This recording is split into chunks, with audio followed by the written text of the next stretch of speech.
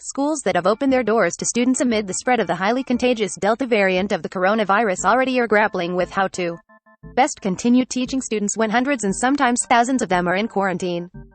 As cases of COVID-19 started to wane over the spring and the early summer, many schools planned to forego virtual and hybrid learning this year, in favor of in-person classes. But the lag in vaccination rates and the rapid spread of the Delta variant have led districts to revisit those plans, with varying results.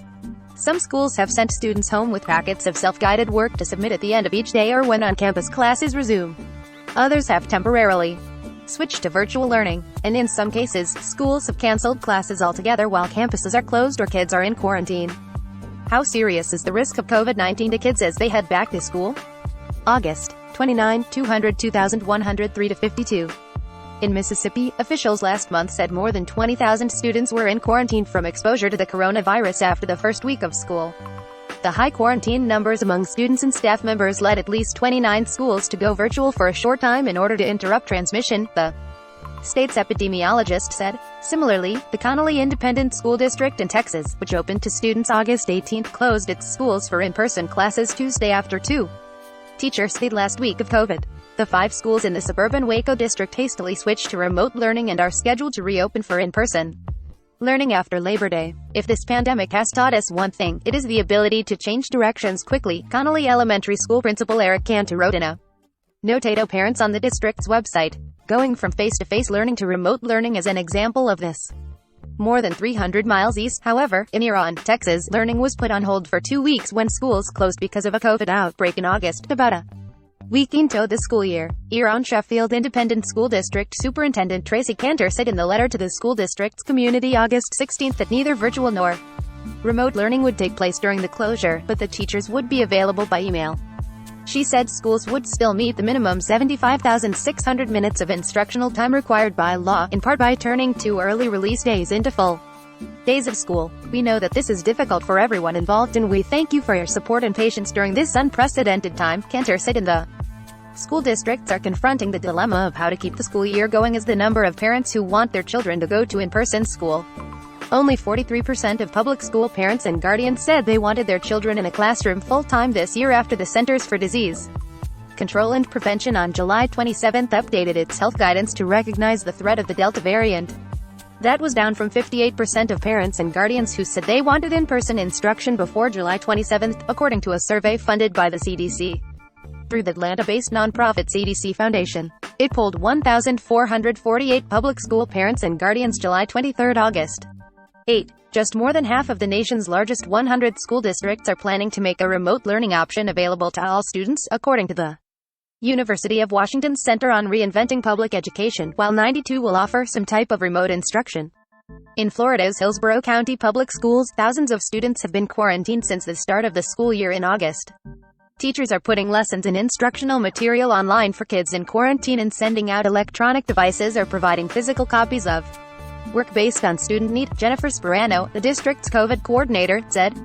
She said work is done independently, with check-ins from teachers, but the district is looking into hiring teachers and support staff to be available online during the day to give children live access to a teacher if their own ones are not available because they are teaching in a classroom. There were more than 7,380 reported COVID cases and nearly 9,270 students and staff in isolation or quarantine, as of Friday, according to a district dashboard. Last Friday, there were more than 5,270 reported COVID cases and nearly 12,000 students and staff in isolation or quarantine, according to the dashboard. The total district population is more than 240,000. A symptom-free student could still be out of school for 5 to 7 days under the district's quarantine procedures, the Sperano said many students don't typically miss 5 full days of school.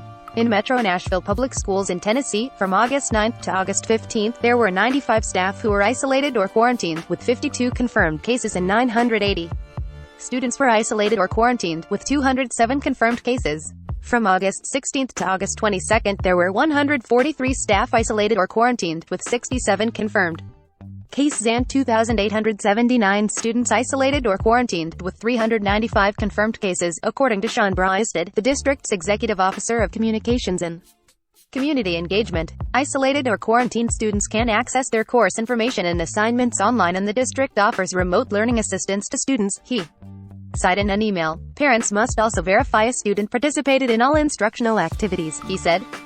Florida judge rules against Governor Ron DeSantis' order to ban school mask mandates. August 28, 200-2122. In the Northeast, where many schools don't reopen until after Labor Day, school districts are announcing return plans that include planning for continuing education and quarantine. New York City, which houses the nation's largest school system and where all public school teachers and staff must get vaccinated, is planning to try to limit the number of students who have to quarantine. In elementary schools, a classroom will be required to quarantine for 10 calendar days in the event of a positive test in that class, and students will continue to receive instruction while they quarantine. But in middle and high schools, students who are at least 12 years old, vaccinated and not showing symptoms will be allowed to continue to attend school in person. Students who are at least 12 years old, vaccinated and showing symptoms will have to quarantine for 10 calendar days and will have access to remote learning while quarantining. Unvaccinated students will have to quarantine for 10 calendar days, continue learning remotely, and will be allowed to return with a negative result after the 7th day. The city's strategy is designed to avoid the disruption of major school closures, which would be necessary only in case of widespread transmission in the school, the New York City Department of Education said in a health and safety guide. Our commitment to parents is to minimize disruption this year, keep as much continuity as possible, and make sure all those health and safety measures are in place, New York City Mayor Bill de Blasio said.